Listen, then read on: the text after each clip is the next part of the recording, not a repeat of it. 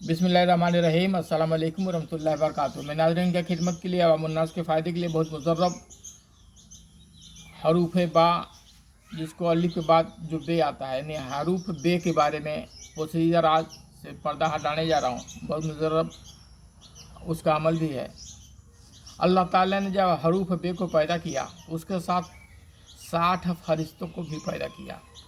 बे हरूफ के साथ अल्लाह ने जब बे को पैदा किया तो उसके साथ 60 फरिश्तों को पैदा किया। वो फरिश्ते रातों दिन जो है अल्लाह की हम्द व सना करते हैं।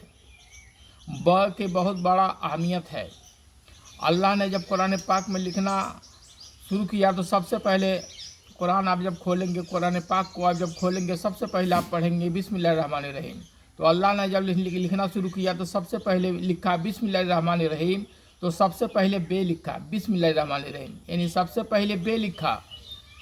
और जब कुरान पाक का जहाँ चैप्टर ख़त्म होता है, जहाँ समाप्त होता है, वहाँ आखिर में आप देखेंगे मिनल जिन्नति वन्नास।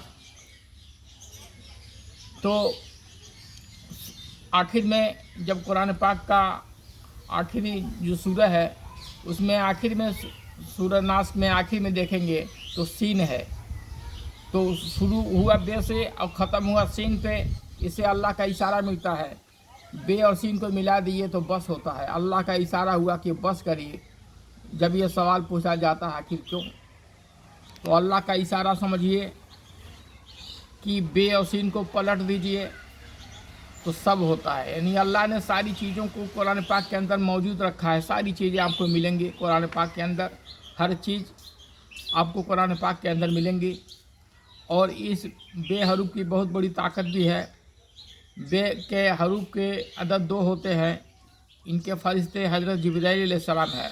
अगर कोई इसका अमल करना चाहता है तो बेहक के या बासितो या जुल जलाल वल इकराम, इस अमल को आप 3125 मरतबा पढ़ें तो इसके आप आमिल हो जाएंगे। अव्वल आखिर 101 मरतबा दरूद शरीफ के साथ आप किसी बीमारी में, किसी तकलीफ़ में, किसी मुसीबत में, किसी तंगदस्ती में, गरीबी में, मुसीबत में, हिफाजत में, हर बीमारी में, हर चीज़ में इस्तेमाल कर सकते हैं। ये बहुत मुजर्रब अमल है। इसको आजमाइए, फ़ायदा उठाइए, मुझे दुआ में याद करिए।